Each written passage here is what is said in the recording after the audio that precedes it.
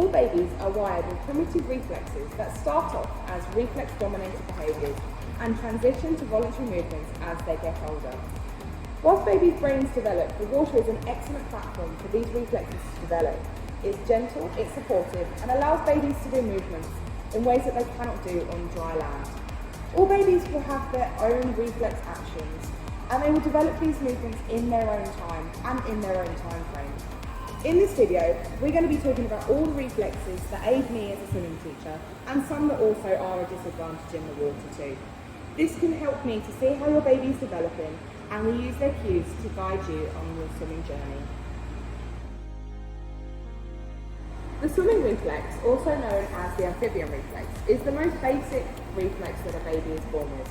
This reflex makes it look like a baby can swim through the water by themselves. It causes the arms and legs to move in spurts and can propel them through the water unaided. It makes them look a bit like a frog. This reflex develops when they are between 4 to 8 months, and we can use this reflex to aid in swimming and helping a baby to kick. We do this by also using word association and repetition, as that's how babies like to learn. You can see this reflex in action when babies are laying on their backs and they'll move their legs together like a frog, and also when they're laying face down with their faces in the water. This is when you'll see it the most. If this reflex is too strong and their legs are kicking too violently, this may mean that the baby is stressed, so we would stop what we're doing and just change the activity and comfort them. Also, a baby can lose this reflex as they get older, but by then, the word association and repetition that we've been learning in the lessons will help your baby to continue kicking without this reflex. The writing reflex. This one is very frustrating for some parents, but it is totally normal in all babies. When a baby is born, they're used to be laying on their back and their centre of gravity is flat. As they get older, between 5 to 6 months, they want to start exploring the world, and their centre of gravity changes slightly to be sitting upright. You may find that your baby starts sitting up at this point or wanting to look around and explore the world. You may find that this happens when you go to put them in their car seat and they arch their backs as they don't want to sit down. This isn't very helpful when it comes to swimming, as we do like babies to be swimming on their backs, but sometimes they just don't want to go. That's absolutely fine. We can adjust this one by sitting them up and showing them what to do. They're still on their backs, but they're also able to see what they're doing and have a look at the world around them. But don't worry, this reflex does go away and you will be able to continue swimming on your back as they get older. The Babkin Reflex.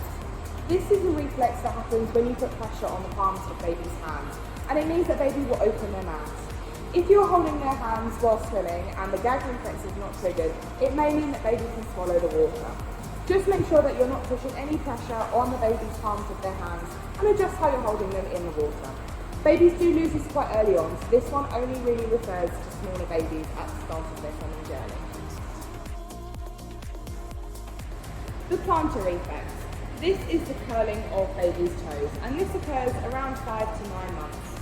If baby's legs are in the air when they're swimming on their front and their toes are curled, this is them signaling, help me, I don't like it, I don't like this position. It may help just by pushing their bottoms down and keeping their legs in the water. This may help them to relax. Or also if you tap their toes, this may help them to relax a bit more and also help them start kicking. The Moro Reflex is a reflex that helps babies to curl their fingers and have a strong grip on things. You will see it when you give them something to hold on to, and this one is really helpful for being in the water and our swimming lessons, as it means that they can hold on to the side, and it also helps when we do figure of eights in our lessons.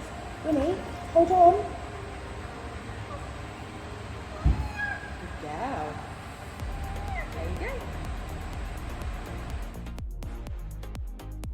The Landau Reflex occurs between 3 months to 2 years. This is when a baby or a child is horizontal and their natural response is to maintain their heads and legs slightly flexed.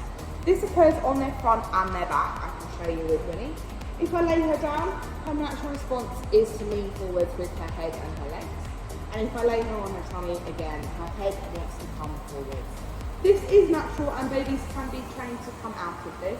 But this sometimes causes babies and children to be a bit too tense in the water, and this doesn't help aid when they have a float in front of them to help with swimming forwards. The parachute reflex. This is when babies' arms and legs spread wide open and their head is pulled back. They're out of balance and it's the baby's way of saying, I don't like this sensation. You usually see this the most when they're doing a submersion in the water and you see them spread their arms and their legs out and pull their head back. Pull them up, give them a big cuddle and lots of reassurance and cuddles. The spinal Galant reflex stimulates the lumbar region of a baby, causing flexion of the hip and arching of the other side of the body. You usually see this one the most when you're doing swishing in the water and if water is running around baby. It just causes them to move their hips from side to side like that.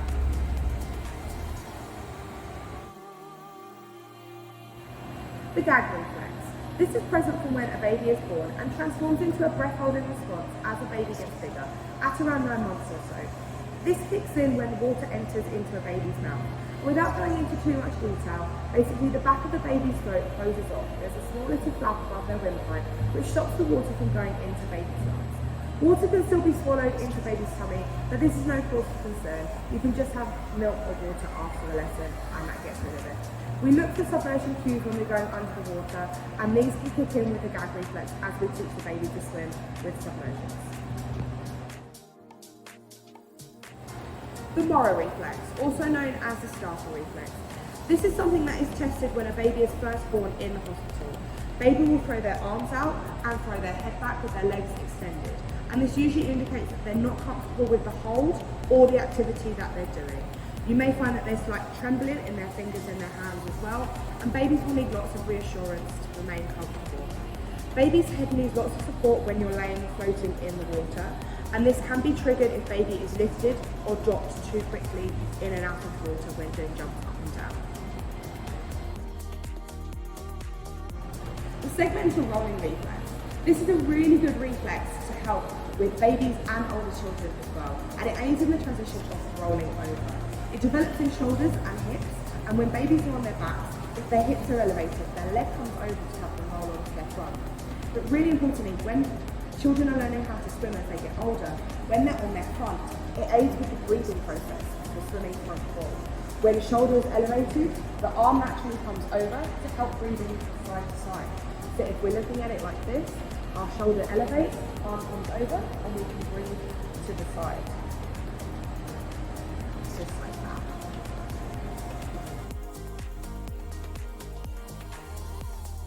So I dancing into the music Adam's putting in.